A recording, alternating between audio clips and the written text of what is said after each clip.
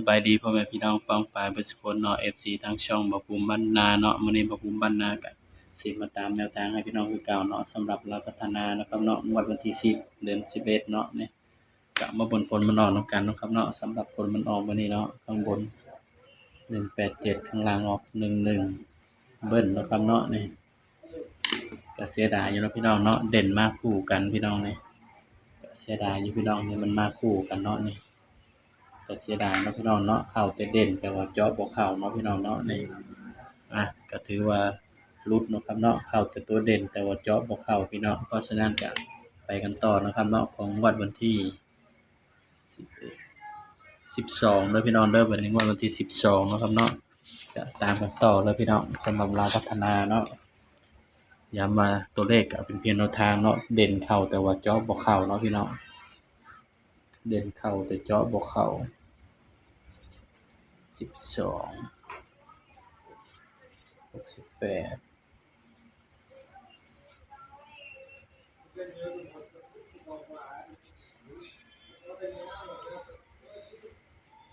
เวลาพัฒนาเนาะครับเนาะก็เสียดายอยู่พี่น้องที่เจาะบ่เข้าเนาะพี่น้องเนาะเพราะว่าเด่นมันมาคู่กันเนาะครับเนาะนี่ก็มาลุ้นกันเนาะงวดวันที่12เนาะสิได้เด่นตัวใดพี่น้อง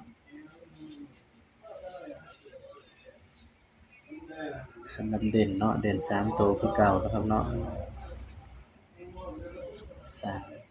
4 5สำหรับเด่นเด้อให้เด่น4กับ5เด้อพี่น้อง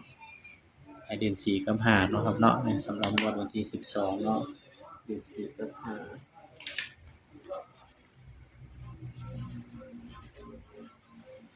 เด่น4กับ5เนาะก็มาจับคู่รวมกันเด้อพี่น้องบัดนี้